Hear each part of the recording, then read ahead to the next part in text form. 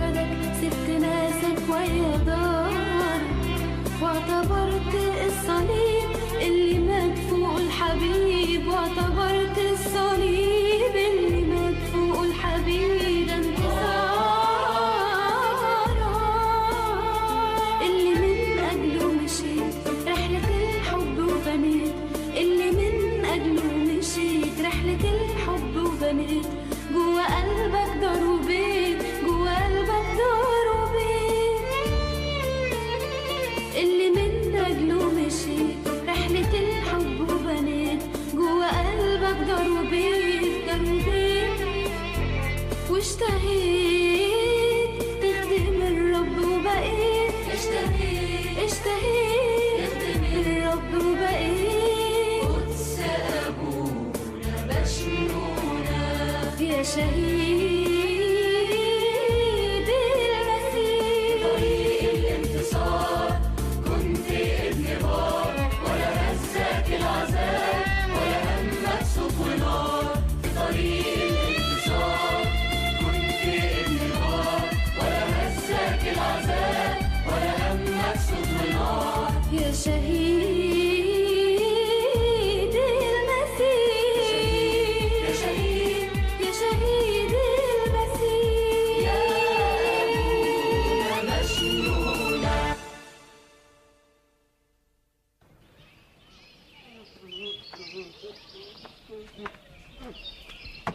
سيبشنوني سيبشنوني، مين اللي بينادي؟ أنا عاوز ايه يا واد يا عوض؟ سيدي الكبير عاوز سيدي الصغير. بشنونة مش هنا. يعني راح فين؟ سيدي الكبير قال لي اجيبه في التو والحال. خير يا ولد، فيه ايه؟ مش عرفني في ايه؟ هو فين؟ هو روح كده يمكن تلاقيه حدا النخل، ولا اقول لك يمكن يكون راح الكنيسة.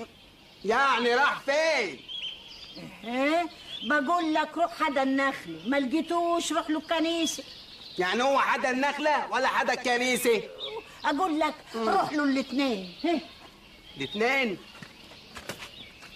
لسه هستنى يوم الاثنين؟ ما يضرش. تعرف يا ويسا، أنا زعلان من روحي قوي يا أخوي. زعلان من روحك؟ ليه يا بشنونة؟ هو كان حصل ايه؟ عشية ما قدرتش أكمل التدريب الروحي اللي قال لي عليه أبونا. كيف ما قدرتش؟ كان حداكم ضيوف؟ ابدا، الواد عوض ضايقني، قمت هبيت فيه وزعطته. وده بقى اللي خلاك ما تصليش؟ الشيطان قاعد يقول لي كيف تصلي وانت مزعل عوض الغلبان؟ كيف تقول يا رب وهو ابو الغلابه؟ ونمت يا اخوي من غير ما اصلي. لا يا بشنونة، هو انت يعني عشان زعلت منك الواد عوض كنت بطل صلاة؟ الحل مش في البعد عن الصلاة، الحل انك تقوم دلوقتي تصالح عوض وتصلي. ايوه يا ويسا، عندك حل. يا سيبشنوني يا سيبشنوني يا سيبشنوني يا سيبشنوني. اهو جالك اهو، ذاك عوض. مش دعوة انت. سامحني يا اخوي، انا اخطيت في حقك. هو في ايه؟ انا مش فاهم حاجة. أنا بكيت نفسي كتير على إني زعجت فيك وزعطتك، وأنت غلبان مالكش غيرنا. سامحني يا عوض، سامحني عشان خاطر ربنا يسامحني. ربنا يسامحنا كلنا يا بشنونة. كنت هنسي سيدي الكبير قال لي اديلك في التو والحال. ليه بعافية ولا حاجة؟ ما قاليش. طب الزارع حصل له حاجه؟ برضه ما قاليش. ياض انت تقول في ايه؟ انت بتزعجني ليه؟ هو سيدي الكبير قال لي روح اناديلك في التو والحال. كيف حالك باقي؟ انا ماشي، سلام. ياض يا عم. خلاص روح انت ونتقابل بالليل في الكنيسه. انت مش تيجي معايا ولا ايه؟ لا انا هروح مشوار تاني كده، هروح لخالي، بس انا بفكر يعني اخطب وبعدين اتجوز، واول عيل هجيبه من صلبي هسميه على اسمك بشنونه. عقبالك. لا ربنا يبارك لك انت.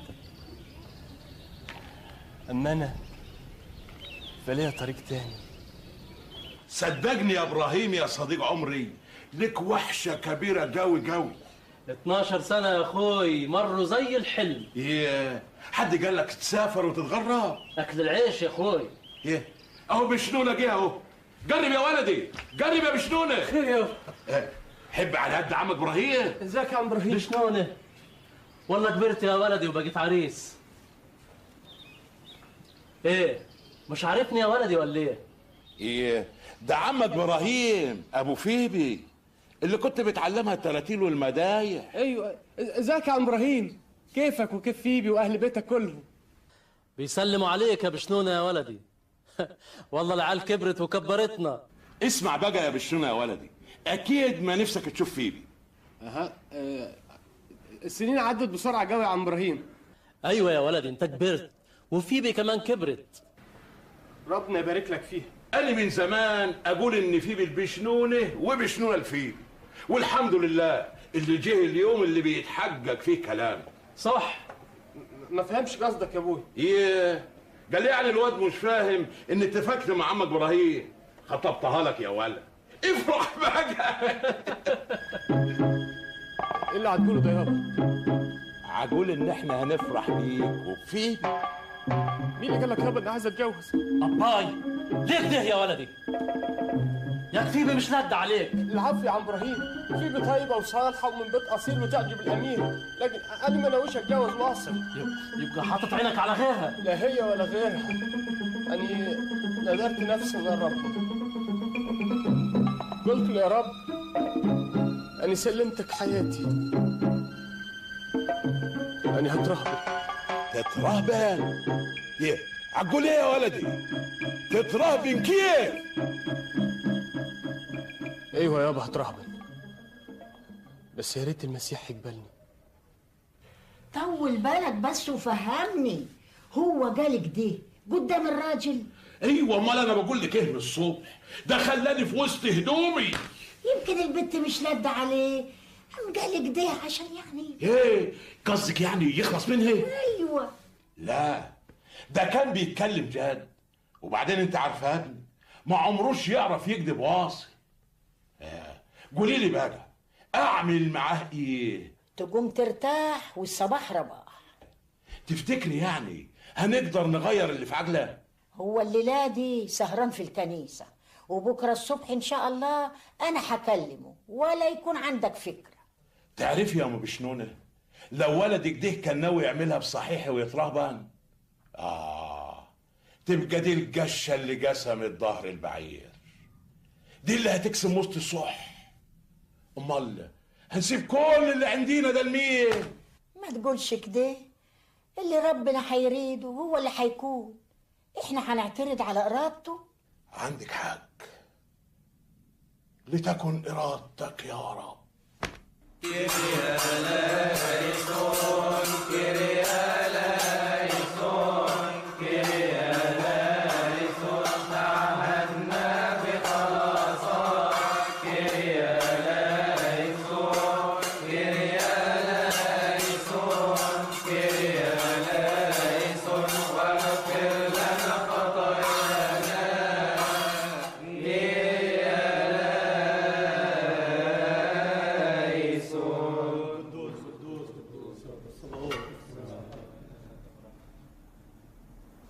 يا أبانا الذي في السماوات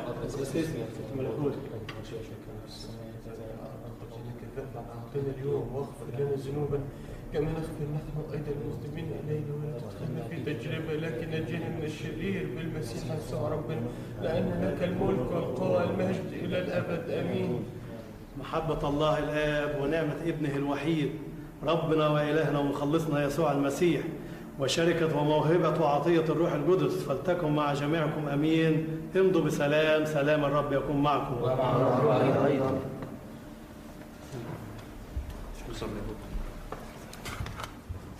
ايه مش ناوي تروح تريح جدتك شويه ولا ايه؟ لا أنا عايز نقعد مع قدس أبونا شوية. روح أنت يا ويسا. بخاطرك انا بقى تعبان قوي، هروح اصلي وانام على طول. اتمسى بالخير. وأنت من أهل الخير. مع السلامة. سلام يا ابونا. سلام يا ولد. سلام. اذكر بولس ابني في القداس يا ابونا. هو لسه عيان برضك يا ولدي، ما توديه لحكيم. الحكمة قالوا ملوش علاج يا ابونا، صلي من اجله. صلوات العذراء والقديسين ربنا يشفيه لك يا حبيبي. امين يا رب. اهلا يا ابونا. ازيك يا باشمهندس يا ولدي، كيفك؟ الحمد لله نشكر ربنا. كنت عايز يا قدس أبونا نكلمك في موضوع جديد يعني. وماله يا حبيبي، اقعد. خير يا ولدي. النهارده حصل حاجة جديدة بيني وبين أبوي وضميري ما مريحنيش، حاسس إني زعلته. ليه بس كده يا بشنونة يا ولدي؟ الكتاب المقدس بيقول أكرم أباك وأمك، ما قالش زعل أباك وأمك. يا أبانا ما كانش قصدي، الحكاية إنه فاجئني بعروسة وقال إنه عايز يتجوزني منها. بقى هي الحكاية كده؟ إيه. وأنت أكيد رفضت. قول لي، في حد تاني في قلبك يا ولدي؟ ايوه يا ابونا. عال، قول لي عليه واني اتكلم مع ابوك واصفي الموضوع. طب قول لابويا ان في قلب الكنيسه ورب الكنيسه هم دول بس اللي في قلبي، مش ممكن حد يحل مكانهم. ربنا يباركك يا حبيبي، ربنا يباركك.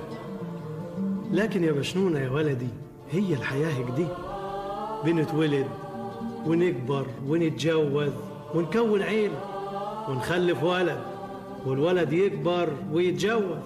هي دي سنة الحياة يا ولدي. ايوه يا ابوي، لكن انا نويت على الرهبنة. الحقنا يا ابونا، الحقنا يا ابونا. ايه في ايه؟ مالك يا رفايل؟ حصل حاجة؟ الحق ولادك يا ابونا، يا دوب خرجوا من الكنيسة بعد التسبحة وكان متربص لهم شوية ناس شريرين كده، نزلوا فيهم ضرب بالشوم وسابوهم غرقانين في دمهم. الصليب. طب هات النصرة يا رفايل وحصلني. وانت يا بشنونة يا ولدي هات لك شمعة وتعالى ورايا. حاضر يا ابوي. هما فين مكانهم؟ في الغيط يا ابونا. تعالوا نروح لهم بسرعة. ويصح تعرف يا بشمونة، أنا كنت منصر لي دلوقتي إني ما فارقش الدنيا قبل ما أشوف. اكتم يا ويسا وما تتكلمش كتير. يا هتسيبني أودعك. أنا مش كنت أما أقول لك عايز أتجوز؟ أديني ما كلل دلوقتي.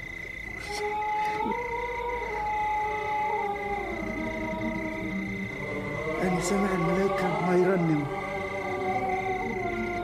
جايين يرنموا، جايين يزفوني للسما. ما تقبلش الكلام دي، حب على يدك. انا هجيب لك الحكيم يا ويسا، هتخف تبقى زين وعال وتتجوز وتجيب وقت وتسميه على اسمي بشنون. مش قلت لك دي يا اخوي؟ حكيمي ايه؟ أنا رايح عند الحكيم الأعظم حبيبي. مش هو دمه نزف علشاني؟ مش كتير عليه يا ولد؟ دمني كمان ينزف علشان. يا ويسا أنا اسمعني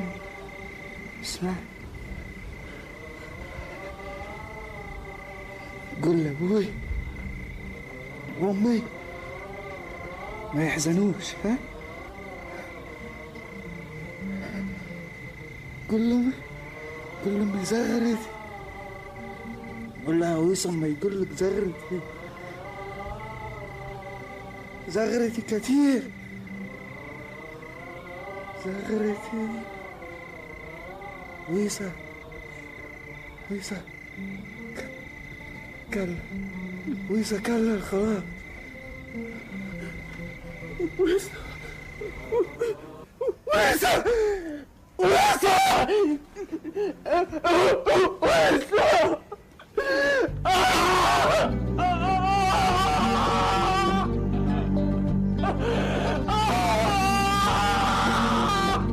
ماشي وسايب المال تارك حمول تنشال ماشي وسايب المال تارك حمول تنشال عارف بإنك انت تهديني لراحة البال لراحة البال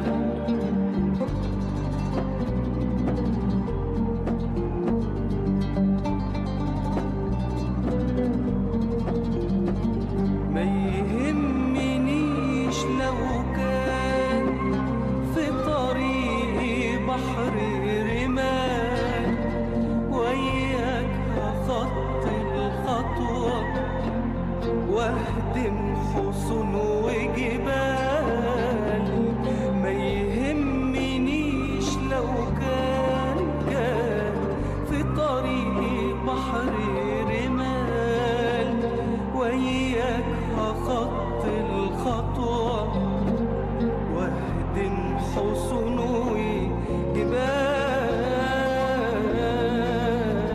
ماشي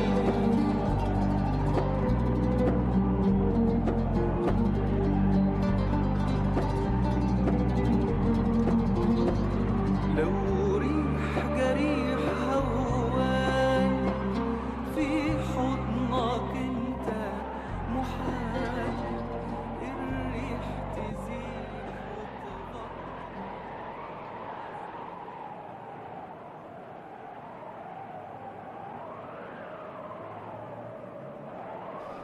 ياه ده طريق واعر قوي.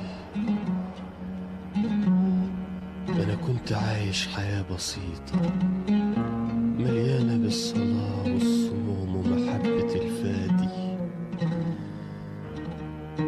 إيه اللي رماك في الطريق الصعب ده؟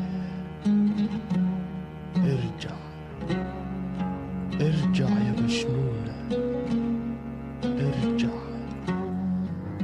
ارجع يا بشنونة، ارجع ارجع يا بشنونة. وانت عدو الخير، رب اللي راعي فلا يحوزني شيء، رب اللي راعي فلا يحوزني شيء.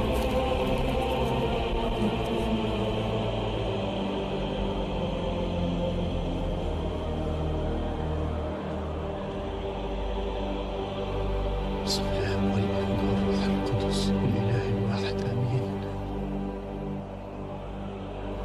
يسوع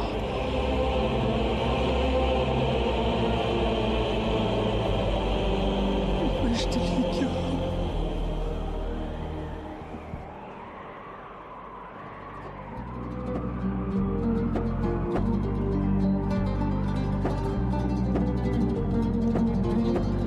لو ريح جريح هوان في حضنك انت محال الريح تزيح وتغطي عزم اللي بيك شلال. لو ريح جريح هوان في حضنك انت محال الريح تزيح وتغطي عزم اللي بيك شلال. ماشي ماشي وسايب المال تارك حمول تنشال ماشي وسايب المال وواصل بشنون مسيرته مجتازا في الكفار والجبال حتى وصل إلى دير أبو مقار.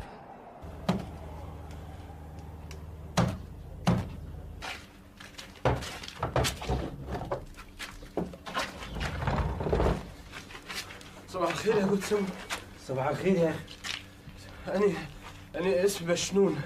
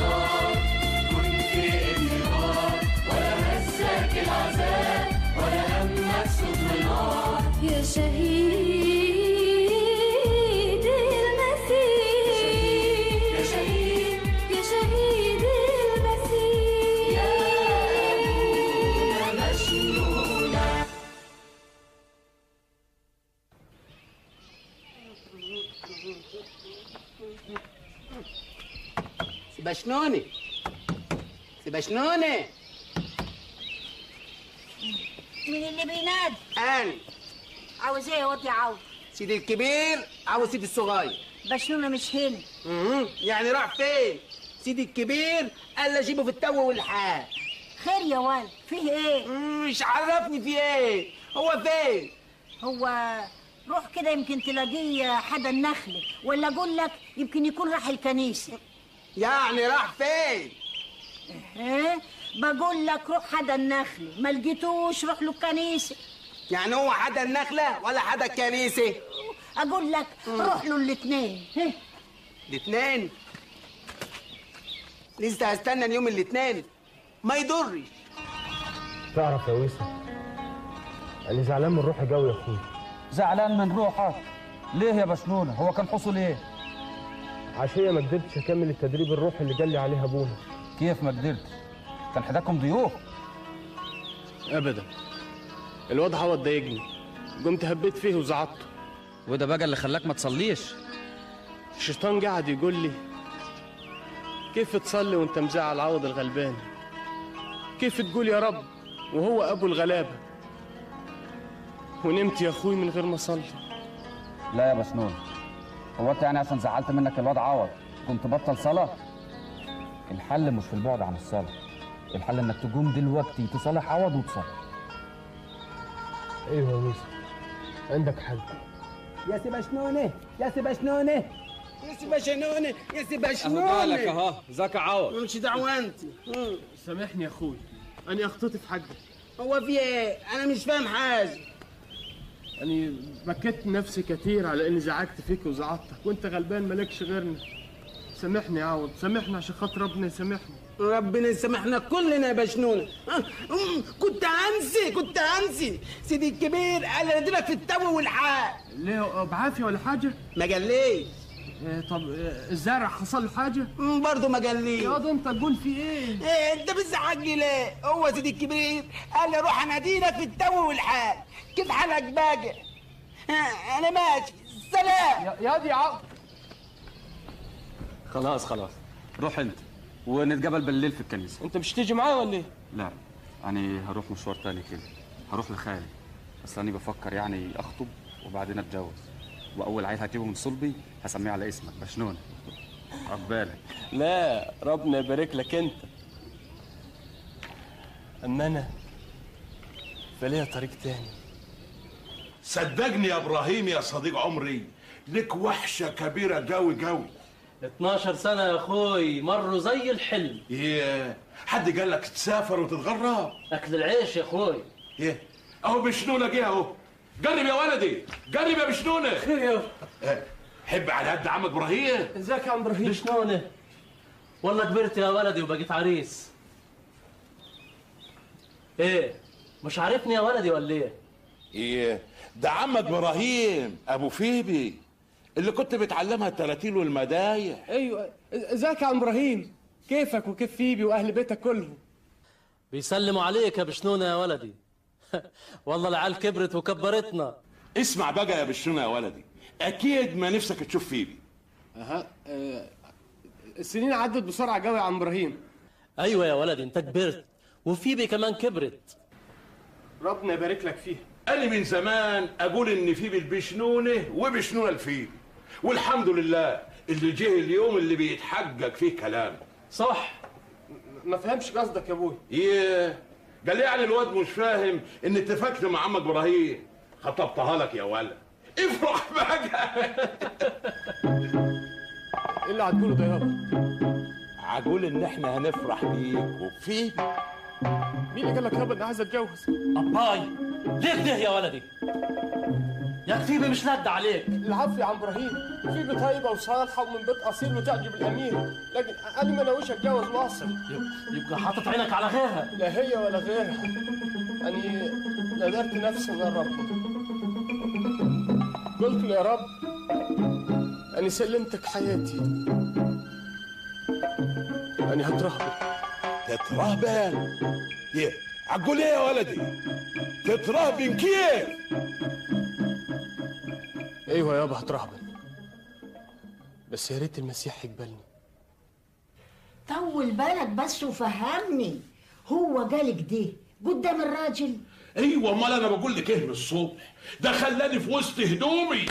يمكن البت مش لد عليه، قام قالك ده عشان يعني ايه قصدك؟ يعني يخلص منها؟ ايوه.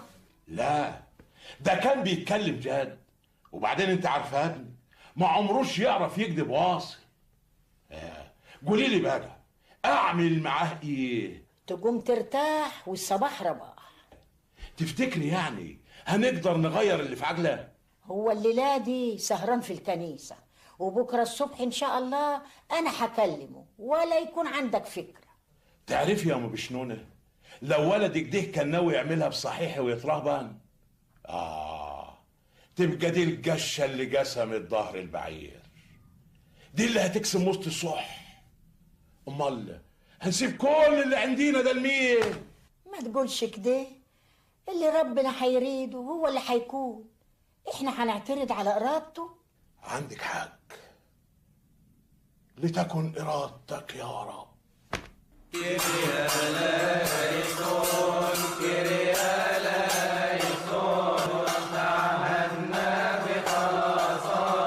نجينا من الشرير بالمسيح يسوع ربنا، لأن لك الملك والقوة والمجد إلى الأبد آمين. باسم الآب والابن والروح القدس إله واحد آمين.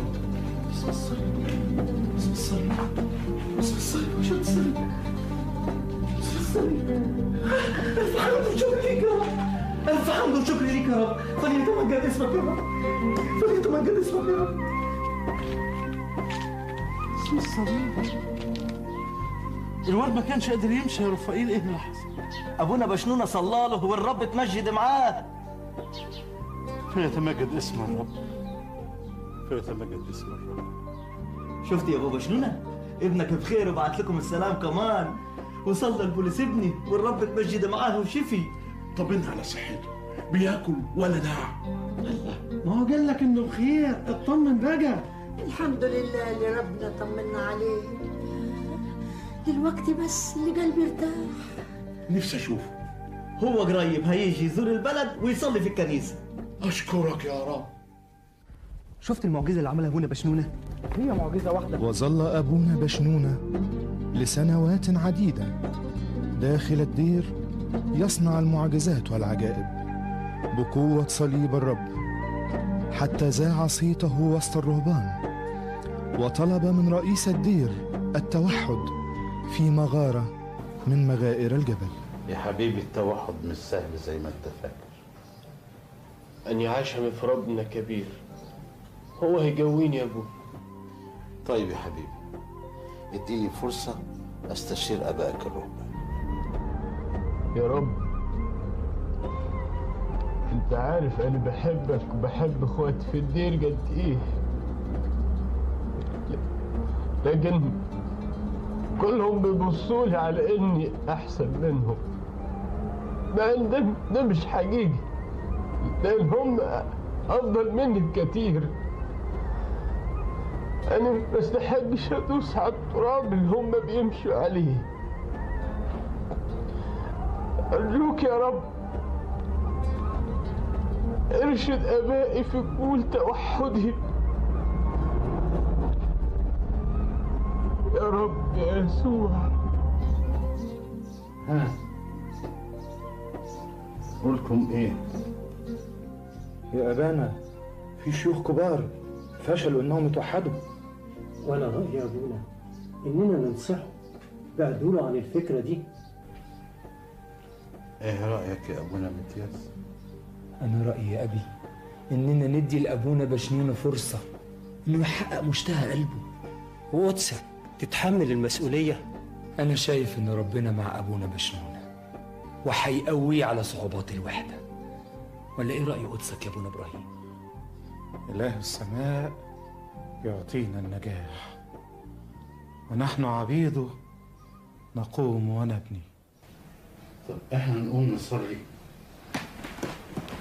ونشوف روح الرب هيرشدنا لإيه. اجعلنا يا رب مستحقين ان نقول بشكر. يا ابانا الذي في السماوات وأرشد روح الرب رئيس الدير والآباء الرهبان بالموافقة له على التوحد، وجلس في المغارة وداوم على الصلاة والعمل يا رب لعدة سنوات. لماذا كسر الذين يحزنونني؟ كثيرون قاموا علي، كثيرون يقولون لنفسي ليس له خلاص بإله.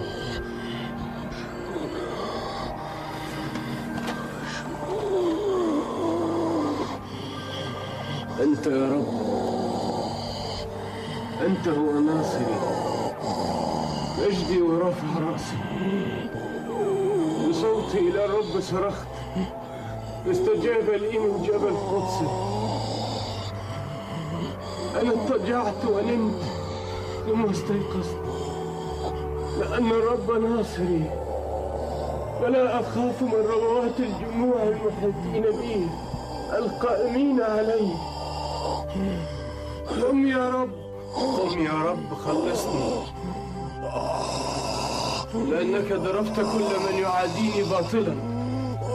أسنان الخطاة سحقتها، للرب الخلاص وعلى شعبه بركته. هللويا.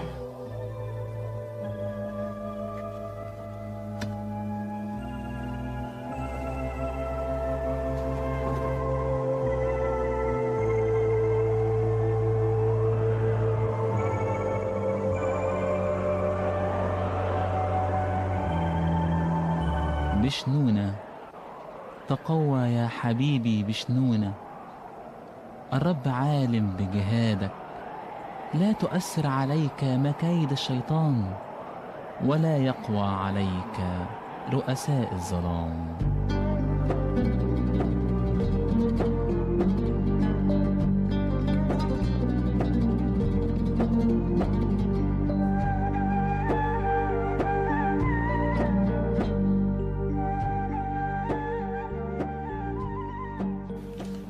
الحق يا ابونا، ابونا ابراهيم هو واقف بيصلي معانا وقع. اسمه الصليب، هو فين دلوقتي؟ فقليته يا ابونا. طب خدني معاك نروح له. خدني.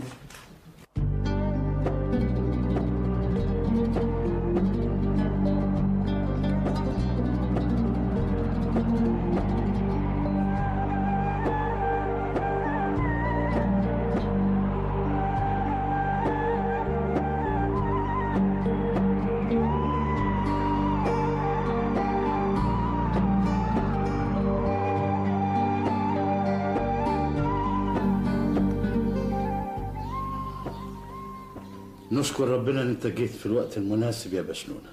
أنا مشتاق لقدسك ومشتاق جاول تعزياتك.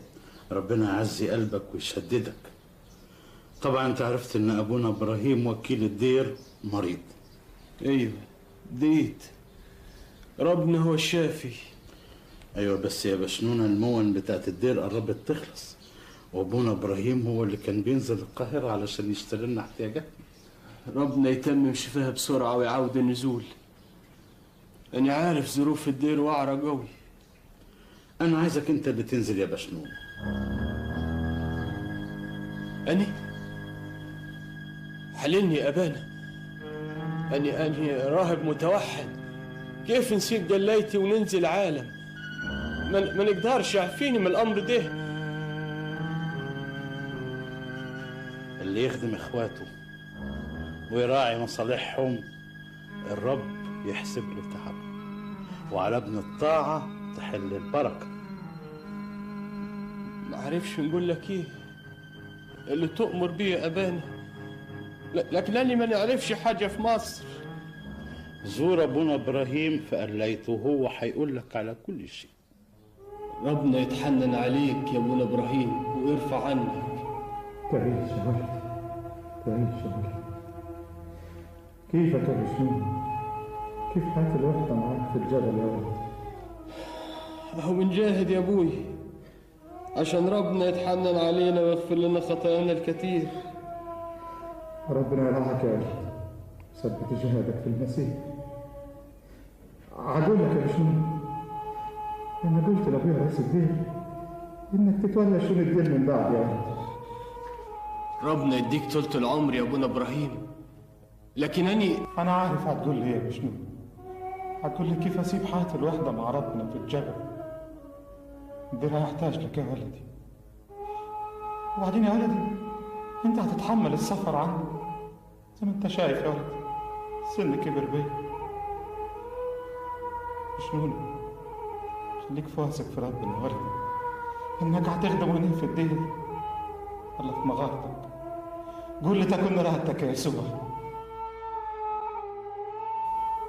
لتكن إرادتك يا حبيبي يسوع. هقول لك يا بشنون، لما تتدلى مصر المحروسة اسأل على السوق الكبيرة هناك يا ولدي هتلاقي وكالة المحبة. أصحابها يا ولدي ناس قدي ويعرف ربنا بيخدموه في أموالها. وأبويا رئيس الدير هيديك رسالة ليه، وهم يا ولدي هيدبروا كل حاجة. حاضر حاضر يا ابوي. ربنا معاك يا ولدي، ربنا معاك يا ولدي. تروح وتيجي بالسلامة يا حبيبي. خلي بالك على نفسك، اوعى المدينة تاخدك. أنا خايف يا ابوي الرحلة دي تلهيني عن مزامير وصلاتي. ملاك الرب حول خائفين وينجيهم، ما تخافش. انت معاك المشغولات اللي عملها اخواتك، بيعها. والفلوس اللي تجيلك نصها سيبها لدير البنات اللي في الزهري، والنص التاني اشتري لنا احتياجات الدير. حاضر يا ابوي حاضر. صلواتك. صلوات العذراء والقديسين يا حبيبي.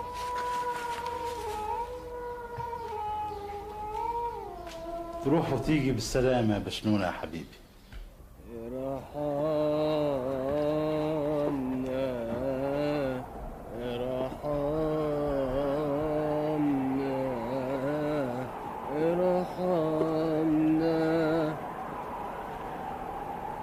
ايه يا ولاد؟ مالكم قاعدين كده ليه؟ ايه يا بنت؟ مالك؟ تبكي ليه يا حبيبتي؟ المعزة بتاعتنا ضاعت. ضاعت فين؟ ما نعرفش. ابونا هيموتنا من الضرب. دي العنزة دي هي اللي بتوكلنا. طب انتوا ما خدتوش بالكم منها ليه؟ ما احنا كل يوم نسوقها ترعى ونقعد نفطر. ايه اللي حصل النهارده؟ طب انا هقول لكم على حاجة تريحكم. انتوا مش بتآمنوا بربنا يسوع المسيح؟ ايوه بنؤمن بربنا يسوع المسيح. يبقى خلاص، لأن الرب يسوع قال إيه؟ قال كل ما تطلبونه باسمي يعطى لكم. وكل ما تطلبون يعني إيه؟ يعني كل حاجة، مش مجرد عنزة.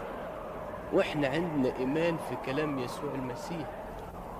عشان كده تعالوا نقول يا رب باسم يسوع المسيح رجع لنا العنزة. نقول إيه؟ يا رب باسم يسوع المسيح رجع لنا العنزة. اهو جابها. ها العنزة جت. ايه العنزة جت، العنزة جت. شكرا يا رب شكرا.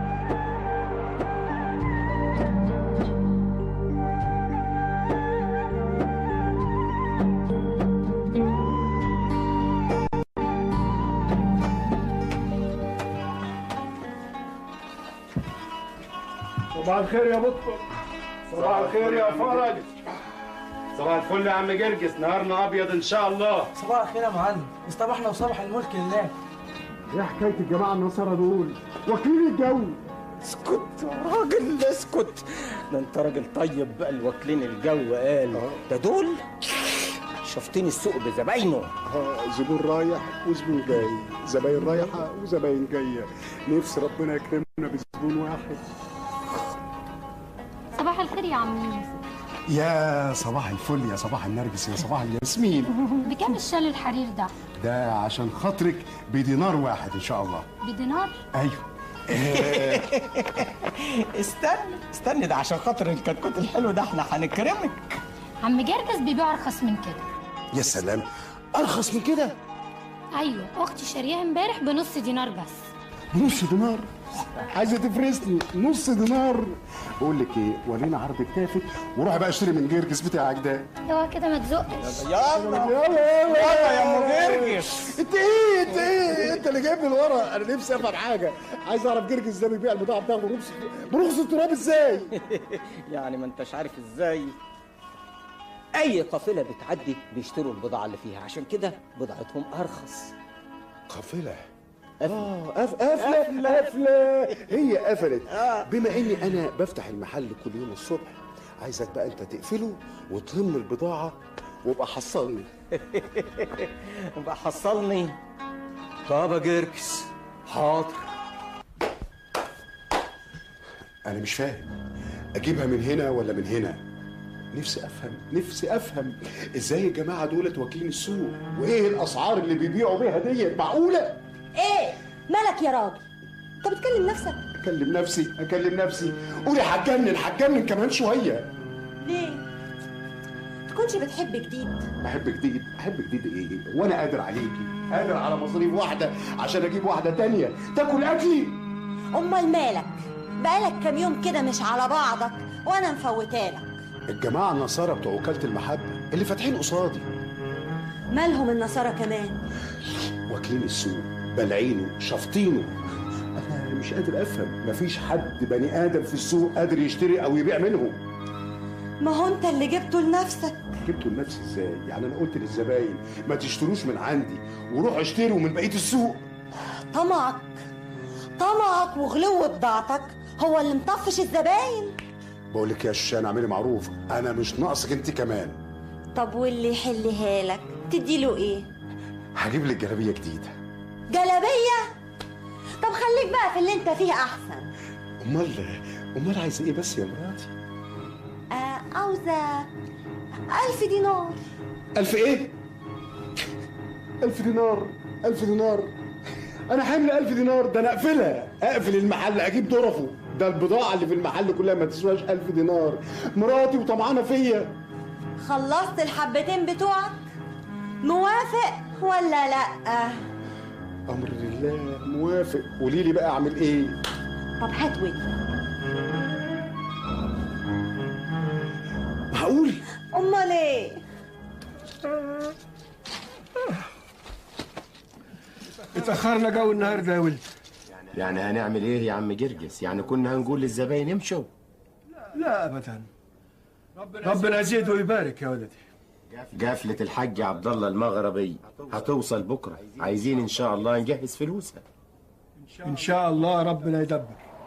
ارحمنا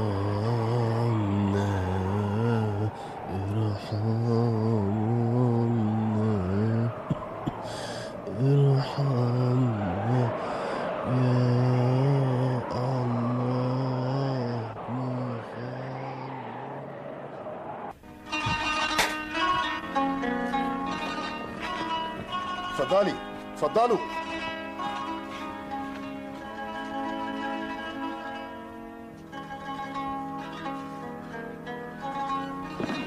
كل ده تأخير يا إيلي؟ شريك بالأونطة. أصحاب المحلات كلهم رصوا البضاعة بتاعتهم وروقوا آخر تمام. أنا كل يوم يديني المخرج دوت يتأخر عليا وأنا أرص البضاعة. ماشي بس أما أشوفك، بس أما تيجي أشوفك بعناية بس يا إيلي. شريك بالأونطة هو اللي جايب لي الورق.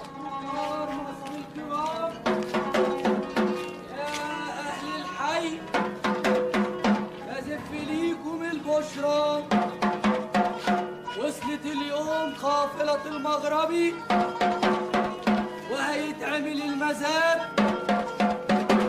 بكرة الصبح في وكالة الحاج نعمان، واللي ليه رغبة في دخول المزاد يجهز فلوسه ويفوض وكيله وعلى الله التكال. يا تجار مصر الكرام، سمعت يا دكتور المنادي بيقول ايه؟ يا أهل الحي، ناوي تعمل ايه؟ نخش المزاد باذن ربنا يا عم جرجس. ان شاء الله. صباح الخير يا معلم. اهلا عم الشيخ بركات، عاش من شافك يا راجل. الله يخليك. اتفضل اهلا وسهلا يا عم الشيخ بركات. اتفضل. الله يعز مقداركم ويبارك لكم. عناب يا فرج. أرجوك اعفيني من العناب. بلاش عناب، قهوة يا فرج. ولا حتى قهوة. ودي تيجي. أنا جاي لكم في كلمتين وعشمي إنكم ما تردونيش. أنت تؤمر يا عم الشيخ بركات. قافلة المغربي وصلت. أنتم ناويين تدخلوا المزاد؟ أيوة، زينا زي كل التجار. هو في ايه يا شيخ بركات؟ طبعا انتوا تعلموا جيدا يا جماعة ان القافلة اللي وصلت فيها حراير وأقمشة وفيها كمان توابل وجواهر. ما طول عمر القوافل بتيجي مشكلة بضاعة من ده وده. كل اللي انا برجوه منكم انكم تزايدوا على الحراير والأقمشة، والله يبارك لكم فيها. اما بالنسبة للتوابل والجواهر فنسيبها النسح. قولكم ايه؟ يا سلام يا عم الشيخ بركات، غالي والطلب رخيص، ولو ان ده هيخسرنا كتير. شوف يا عم الشيخ بركات، احنا بنتعامل مع الناس بالحب والمعاملة الطيبة. بلغهم تجار الجواهر والتوابل دول ان احنا مش هننافسهم في المزاد، وان احنا هناخد الحاجات بتاعتنا بس. بارك الله فيكم. ما هو ده عشمي برضه. ارجع بقى ابشر اخواتكم. ما بدري يا عم الشيخ بركات. كتر الف خيرك يا معلم. مع الف سلامة. سلام يا معلم. شرفتنا يا عم الشيخ بركات. مع السلامة. مع السلامة. أنا مش فاهم، في حاجة غريبة بتحصل يا إيلي وأنت نايم في العسل. يا إيلي يا إيلي. ده أنت اللي زي العسل. إيه يعني اللي بيحصل؟ طافلة جاية وكلنا هنخش المزاد. إيه الجديد فيها؟ الجديد يا إيلي، يا شريكي، يا عزيزي، يا حبيبي، يا صديقي، ارحمني. الجديد زيارة الشيخ بركات للجماعة دول. يا راجل، والشيخ بركات زار الجماعة دول؟ أيوة. وإمتى ده حصل؟ قبل ما سعادتك تشرف. يا راجل، هو أنا شرفت؟ قبل ما سعادتك توصل أنت هتنقط لي. وأنا وصلت؟ طبعا. أيوة، بس أنا مش هسكت. أنا هاخد بنصيحة شوشانة. شوشانة مين؟ شوشانة مراتي. أنت هتجنني، هتفرسني. إيه ما أنت لحم كتابك من غيرها، كانت بتعملك الطواجن وتعيشها في بطنك. في إيه مالك؟ أنت هتعايرني؟ مش هعايرك. أيوة، بس أنا جات لي فكرة. أيوة، ما بقاش أنا يوسف عميد تجار اليهود بالقاهرة إما خليت مؤامراتهم دي تتقلب عليهم. اسمع يا ولد. ايوه. وكالة المحبة نروح لها منين؟ اهي اللي على اليمين دي. متشكر يا حبيبي. العفو. أهلا بيك يا أبونا. أهلا بيك يا ولدي. اتفضل. يزيد فضل. أنا بشنونة من دير أبو مجار. مين فيكم المعلم جرجس؟ أنا يا أبونا. طب شوف يا معلم جرجس، أنا جاي من طرف أبونا إبراهيم، هو بعافية شوية وبعتني ليك عشان نقضي احتياجات الدير. اطمن يا قدس أبونا، كل احتياجات الدير ولوازمه وأي حاجة عايزها الدير هتكون عنده تمام في الوقت المناسب. ربنا يبارك لنا فيكم. تشرب ايه يا قدس أبونا؟ لا ملوش لازمة. ملوش لازمة كيف؟ وادي يا فرج. نعم يا معلم جرجس. شوف الحمار اللي بره ده دخله الوكالة وهات لنا عناب. تحت أمرك يا معلم. ايوه يا معلم يوسف. قول لي يا حبيبي. هات بق. الله، ساعة ولذيذة. مين الراجل اللي دخل عندكم المحل ده يا فرج؟ ده ابونا بشنونة من دير ابو مقار، جايب بضاعة. بشنونة بضاعة. مع السلامة مع السلامة مع السلامة. بقول لك انت جايبني لورا. وانتوا كيف احوالكم هنا في مصر؟ نشكر ربنا وتسابونا، بس ربنا يبعد عننا الشيطان وافعاله. ربنا يسمع لك يا ولدي. العناب اللي بتسابونا. كتر خيرك يا ولدي. اللي قول لي يا معلم جرجس، كنيسة الزهر نروحها كيف؟ قريبة من هنا في شارع السد. طيب ممكن توصفها لي؟ قصدي أول مرة ننزل فيها مصر. ما تحملش هم يا ابونا، فرج هيوصلك. نشكر ربنا على وصولك بالسلامة يا ابونا بشنو مصر. أكيد يا ابونا الرحلة كانت متعبة. صدقني يا قدس ابونا ساويرس، ربنا هون عليا الرحلة دي بشكل. يعني أنا ما نعرفش حاجة في مصر، لكن سبت نفسي في إيد ربنا. لقيتني بنتقل من حتة لحتة ومن جهة لجهة لحد ما وصلت. نشكر ربنا يا ابونا، نشكر ربنا. انت نورت مصر يا ابونا. وايه اخبار ابونا رئيس الدير وابونا ابراهيم؟ هما بخير يا قدس ابونا وبعتين لك السلام. بس ابونا ابراهيم يعني بعافية شوية. صلي من اجله. ربنا ياخد بيده ويعافيه. ابونا ابراهيم ده بركة كبيرة وعشرة عمر. بحق يا قدس ابونا اني طالما نزلت القاهرة يعني نفسي ومنى عيني نروح نزور سيدنا البطرك الأنبا يوحنا. سهلة. قداسة البابا موجود في كنيسة ست العذراء اللي في حارة زويلة. بركة صلواتها تكون معانا. اشفعي فينا يا أم النور.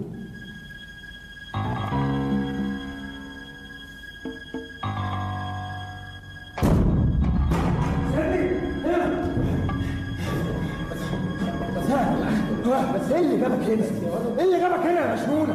هو انا كل ما اروح حته الاقيك، كل ما اروح حته الاقيك انت ورايا. بس يا ولد، بس يا ولد، في يا ولد. ارحمنا يا بوني، الشيطان ده جاي مدة نفسه ومعذبنا معاه. ارحمنا يا بوني. ده جاي قصدك يا ابونا مشمونة. صلي يا ابونا. حال الضعف يا ابونا، صلي معايا.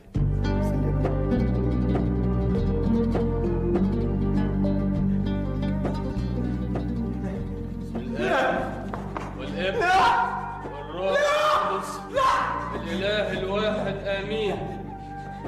يا رب يسوع المسيح مجد يا رب. يا ستي يا عذراء اتدخلي وانقذي ولدي. اخرج منه. لا مش خارج، مش خارج. اقول لك اخرج منه. مش خارج. انت عايش تسيبه ليه؟ المكان ده مش مكانك. بقول لك مش خارج. وابعد، ابعد عني. بتعمل اخرج منه والا احرجك. تحرقني؟ طب وريني ولا خلي مملكتي كلها تحرقك. وريني. اخرج منه يا ملعون.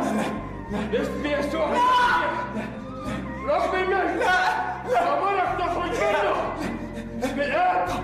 خلاص الروح القدس الاله الواحد امين. اخرج بس من عينه. اخرج من رجله. من عينه. اخرج. لا اخرج من رجله. خلاص يا مجنونه. اخرج. خارج يا مجنونه. اخرج. خارج يا مجنونه. خارج يا مجنونه. خارج يا مجنونه. القدس الاله الواحد امين.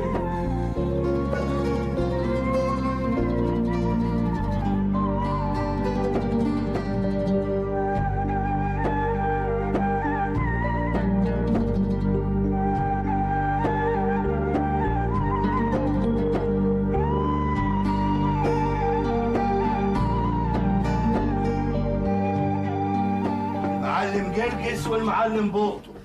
اهلا. قهوة يا فرج. علشان ايه القهوة؟ اكرام الضيف يا جنابه. ده بالضرايب موظف حكومي ومش مفروض يشرب قهوة مع العميل. بلاش قهوة. أوامرك. 1000 دينار. خبر ايه؟ ما احنا دافعين الضرايب الاسبوع اللي فات. دي مساعدات لجيش الوالي. واحنا مالنا وما الجيش الوالي. هات يا بطر وما تتكلمش. وادي يا سيدي 1000 دينار. شوف يا كاتب في ايه تاني متأخرات على الوكالة. حاضر. ليهم أرض في الشرقية بيندفع عليها 90 جزية في السنة، وبقالهم يجي 3 سنين ما دفعوش. يعني المجموع قول يجي 6000 دينار. لكن الأرض دي احنا بعناها من 3 سنين. يعني نكتب دفاتر الحكومة ونصدق جنابك هتدفع ولا نحجز؟ بس يبقى ده ظلم. هو احنا بنسرق 6000 دينار كتير يا اخوي. يا معلم جرجس ما تعقد شريكك ولا احجز على الوكالة. خلاص أمرنا لله. هات يا ولد 6000 دينار ادهم له. عايز حاجة تاني؟ لا كفاية كده النهاردة. النهاردة؟ ولسه في بكرة تاني؟ هنراجع الدفاتر ولو كان في أي حاجة هنرجع لك تاني. ربنا يعوض علينا في شقانا وتعبنا. أنت بتقول حاجة يا معلم جرجس؟ ما بقولش. يلا بينا.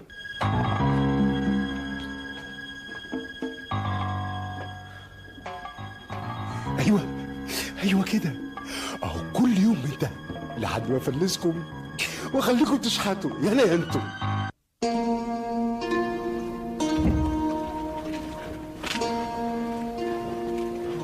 صباح الخير يا ابونا. صباح الخير يا أمنا. أني بشنونة من دير أبو مجار. اهلا وسهلا يا ابونا. المسيح بعت لكم دول. ربنا يعوضكم يا ابونا. إلا قولي لي يا أمي، أنتوا كيف أحوالكم؟ نشكر ربنا يا ابونا. على فكرة سيدنا البابا يوحنا مكلفني أصلي معاكم قداس بكرة. يا سلام يا ابونا، دي بركة كبيرة قوي. ببركة المسيح يا أمنا. اتفضل يا ابونا اتفضل. إيه اتفضل. يعني فات لحد دلوقتي 3 ايام وما رحتوش لجماعه النصارى دول؟ مش ممكن يا جناب الشهبندة، احنا خدنا منهم كتير، لازم نستنى شهر او شهرين.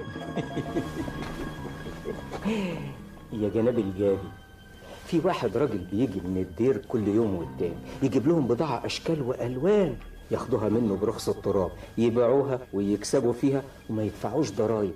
لو سكتنا لهم بقى شهر ولا 2 زي ما انت قلت يا جناب الجابي، مخازنهم هتتملي ومحدش هيقدر يقف قصادهم في السوق. بلاش لا تعادل، لما جناب الجبي يتكلم انت تسكت. ايوه انت تسكت خالص. لما جبان الجاني جناب انت اللي جايبني لورا، انت اللي جايبني. لكن يا جناب الجاني جناب لكن ايه؟ لو وصلت شكوى للوالي مش هيحصل خير. ايوه بس انت تقدر تتعبهم برضه. انا قلت شهر او شهرين. مفهوم؟ مفهوم. امرنا لله. نشكر ربنا على سلامة وصولك يا ابونا بشنونة. ها، قابلت التجار؟ جبت لنا احتياجات الدير؟ ايوه، ربنا يبارك لنا فيك يا ابانا. كيف ابونا ابراهيم؟ نشكر ربنا بيتحسن، صلي له. صلوات القديسين. على فكرة قداسة البابا موصينا اقول لك تصلي من اجل ولادك واولاد المسيح في كل مكان، لأن الأيام اللي جاية وعرة قوي. ربنا يرفع يا ابني. بلغني الخلاف اللي حاصل ما بين الأمير شاور والأمير درغام. صلي يا ابني. يا رب يسوع، أنا عارف يا رب إن الجميع زاغوا وفسدوا وأعوزهم مجدك يا قدوس، لكن يا رب ارحم ولادك، ارحمهم من الأيام الصعبة اللي جاية يا رب. احفظهم من عدو الخير، لأن لك الملك والقوة والمجد إلى الأبد. آمين. خزلنا الجابي الحرامي. التجار دلوقتي هيقولوا علينا ايه؟ ولها في 10 اكياس وما عملش بيهم حاجه. انت هتقعد تعدل لي انت وهي، مش فكرتك يا اختي. فكرتي؟ لا هي كانت فكرتي لوحدي، ما انا خدت رايكم. خلاص يا جماعه، بلا فكرتك بلا فكرتها. العمل ايه دلوقتي؟ ده انا سمعت ان الجبي فضايحه كترت ونقلوه.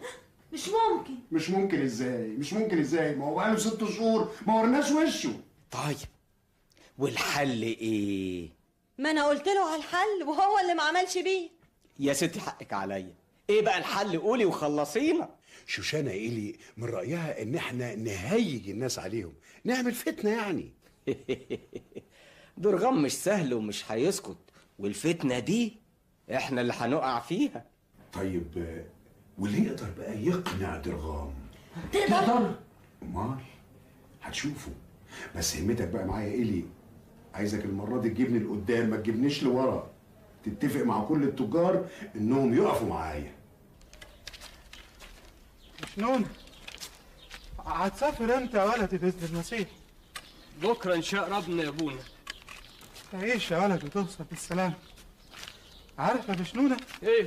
لو هتسافر بكره هتوصل على عيد دخول السيد المسيح لارض مصر، يعني هتدخل معاه. هو انا استاهل يا ابونا ابراهيم؟ تستاهل كل خير ومحبه يا ولد، تستاهل كل خير ومحبه. شنونه؟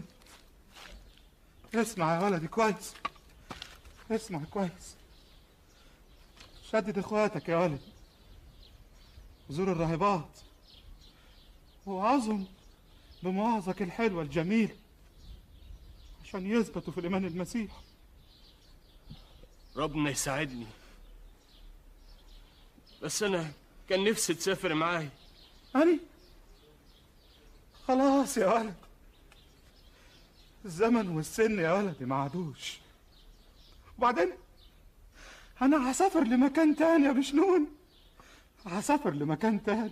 أيوة يا ولد، الزيت جرب يخلص يا ولد.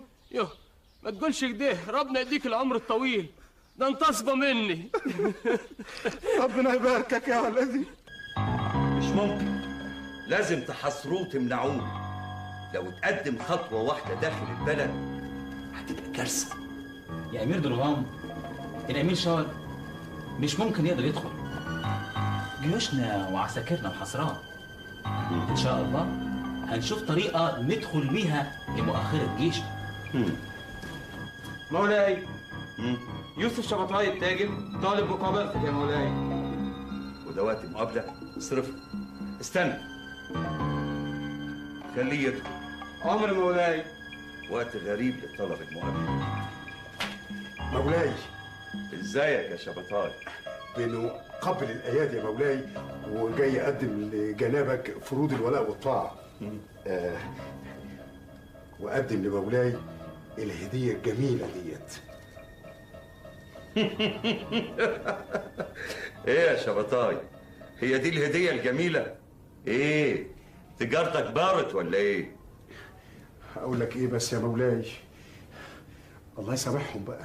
تقصد مين؟ التجار النصارى يا مولاي، فرضوا نفوذهم على السوق كله، ما هم بيستقبلوا كل القوافل اللي بتيجي وبياخدوا البضاعه الجميله وبيسيبوا لنا الفتات يا مولاي. التجار النصارى شاطرين. مش مساله شطاره يا مولاي، بصراحه بقى مساله خيانه. خيانه؟ متاكد؟ الا متاكد يا مولاي، طبعا متاكد. طب ايه راي جنابك؟ انا شايف بعينيا دول اللي هيكونهم الدود في يوم من الايام. راهب اسمه بشنونة يا مولاي. ايوه، خد منهم مبلغ كبير قوي قوي قوي، وركب حماره وشايفه بعينيا دولت ماشي ورايح معسكر الامير شاور. ايوه يا مولاي.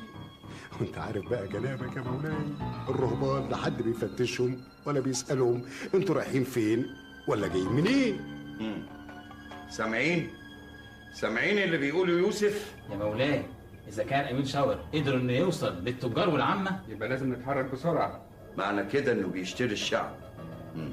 اسمعوا، لازم تتحققوا من الموضوع ده، وأمر مني أي تاجر أو أي فرد من أفراد الشعب يتعاطف مع شاور أو يقدم أي مساعدة يقبض عليه ويسجن. أمرك يا مولاي. وأنت يا يوسف تعرف التجار دول؟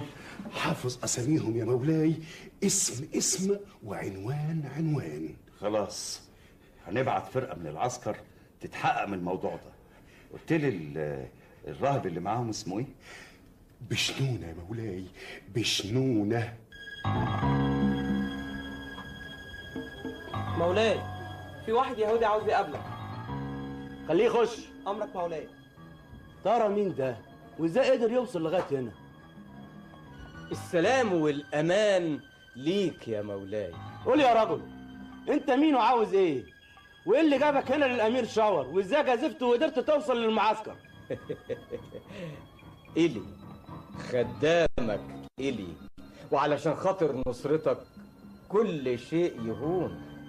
قول لي بالظبط انت عاوز ايه من الامير شاور؟ عاوز ابلغك بمؤامرة. مؤامرة؟ اقعد اتكلم. مؤامرة ايه؟ التجار النصارى بيتاجروا بدراهم درغام للعمل ضدك يا مولاي. وانت ايه اللي خلاك تجازف وتيجي تبلغني الاخبار دي؟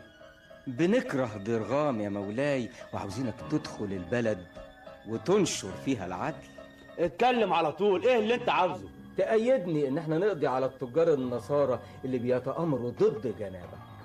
ازاي؟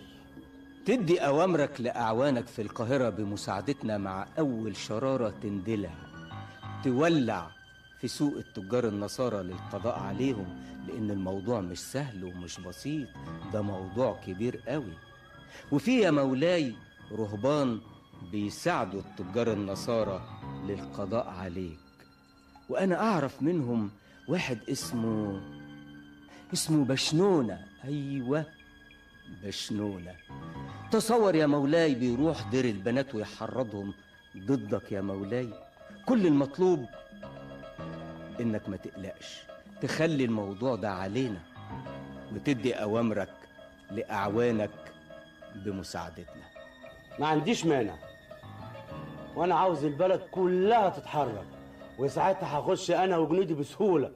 اطمن وروح واتاكد ان هساعدكم يا مولاي.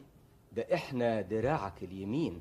بقول لك عيني، خد دول اكيد هينفعوك. احنا متشكرين ليك يا مولاي، ربنا يخليك لينا. لأن لك الملك والقوة والمجد إلى الأبد، آمين. بسم الآب والابن والروح القدس الإله الواحد، آمين. الحمد لله على سلامتك يا ابونا بشنونة. الله يسلمك يا أمنا. ايه الغيبة الطويلة دي كلها؟ 6 شهور. لما ربنا أراد بكرة بإذن الله عيد دخول المسيح لأرض مصر. كل سنة وانتم طيبين. وانت طيب يا ابونا. عاوزين نسمع بقى منك كلمة كده عن دخول السيد المسيح أرض مصر. شوف يا أمنا، أنا عندي مشوار صغير أخلصه، وبكرة بإذن الله أصلي معاكم قداس عيد دخول المسيح لأرض مصر. عشان اليوم ده لازم يكون عيد لدخول المسيح لقلوبنا ويطرد الشر منه. كل سنة وانتم طيبين. ربنا يحفظكم ويثبت إيمانكم.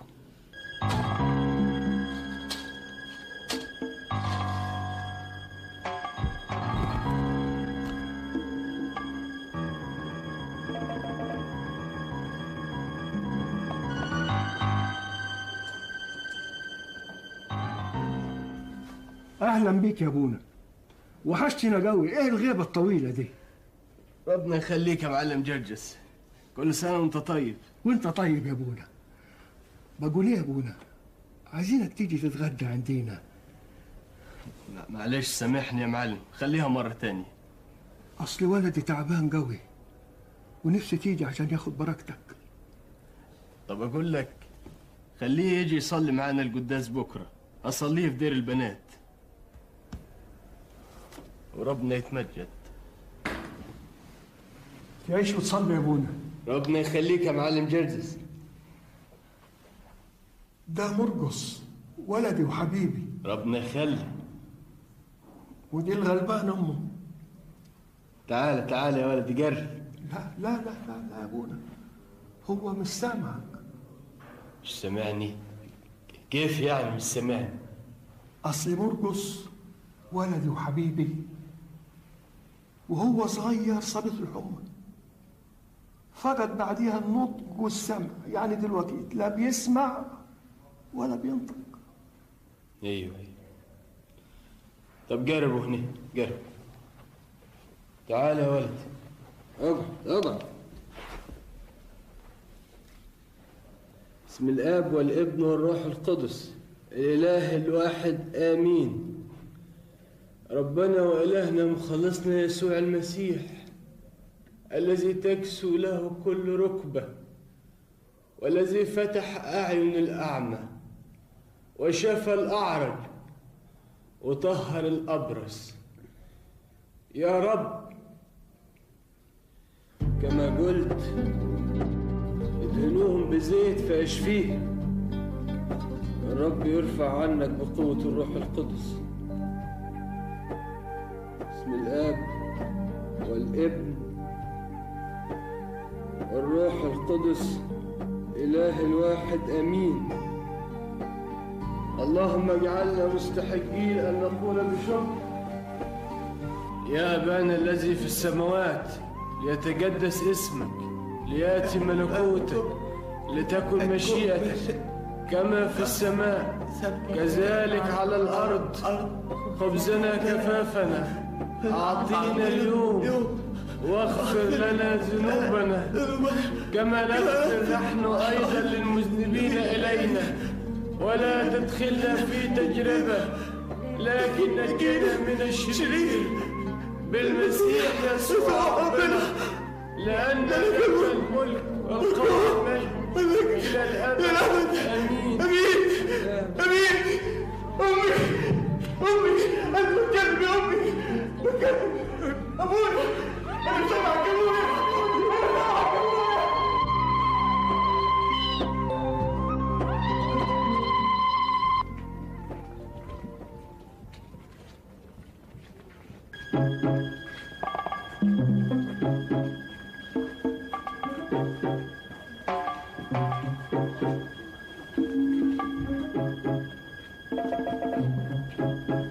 يا رب يسوع المسيح، أولادك في ضيق يا رب، حسد إبليس بيحاصرهم يضطهدهم. يا رب لا تدخلنا في تجربة، وإن دخلنا فيها يا رب قوينا انصرنا يا رب. ليكن إيماننا إيمان يعقوب الرسول لما قال: احسبوه كل فرح يا إخوتي حينما تقعون في تجارب متنوعة.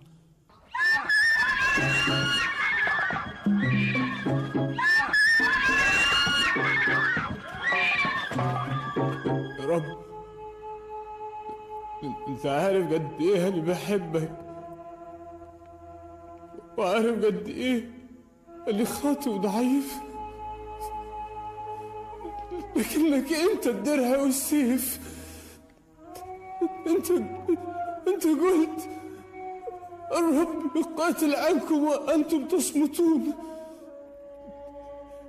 يا رب يسوع يا أبتاه،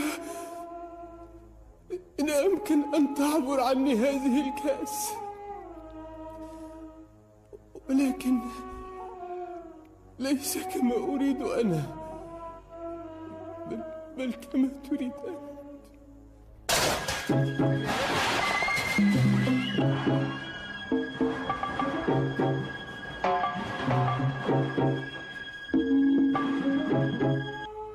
لتكن مشيئتك يا رب. ما بولس الرسول قال: لأنه قد وهب لكم لأجل المسيح لا أن تؤمنوا به فقط، بل أيضا أن تتألموا لأجله. وانت إيه يا بشنونة؟ أخذت منه الخلاص والنعمة والكرامة وكل حاجة، ومعيش تتألم معاه.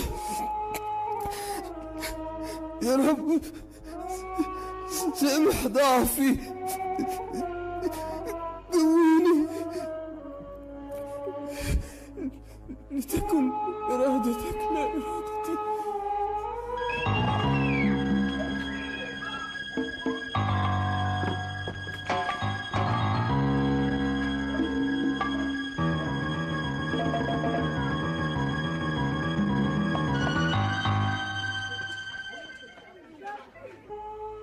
هو ذا الذي يسلمني قد اقترب. يا أبانا الذي في السماوات، تقدس اسمك، ليأت ملكوتك، لتكن مشيئتك كما في السماء كذلك على الأرض. خبزنا كفافنا أعطينا اليوم، واغفر لنا ذنوبنا كما نغفر نحن أيضا للمذنبين إلينا، ولا تدخلنا في تجربة لكن نجنا من الشرير بالمسيح يسوع ربنا، لأن لك الملك والقوة والمجد إلى الأبد. آمين.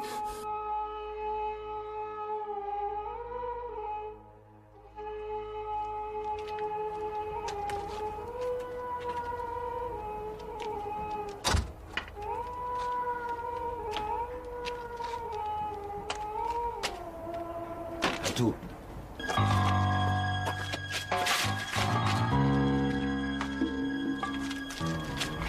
انت مين؟ أنا الراهب بشنونة من دير أبو مجار. أنا خادم للرب يسوع المسيح. قلت لي خدام عند مين؟ عند إلهي وإلهك اللي جه عشان يخلصني ويخلصك. يعني أنت مش من أتباع شاور؟ يعني أتباع شاور ولا درغام ولا عايز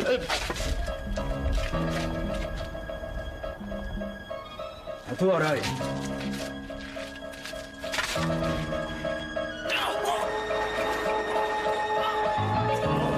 يا يسوع يا رب.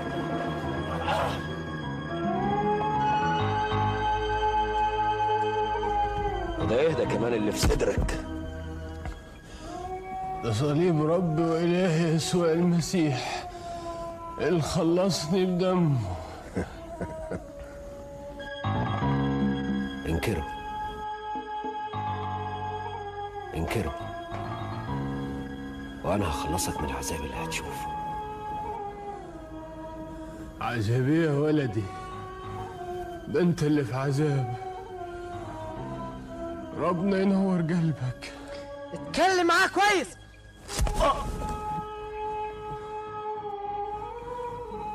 بس انا ما غلطتش فيه يا حبيبي. يعني انت مش خايف؟ من ينكرني امام الناس انكره امام ابي الذي في السماوات. اسمع راجل يا مجنون، انت مش جاي هنا عشان تتنزل، انت هتتحرق.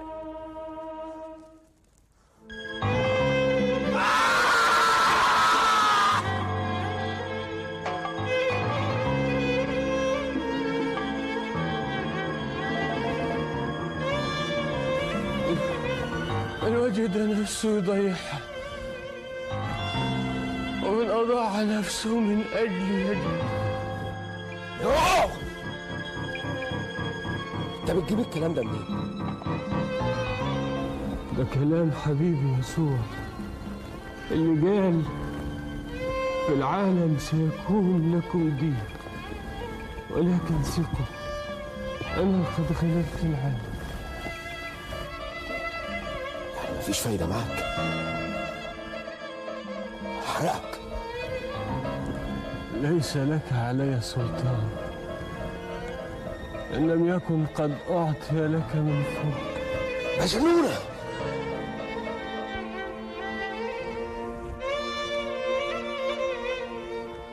حرقوه. اهتمام الجسد هو موت، ولكن اهتمام الروح حياة وسلام.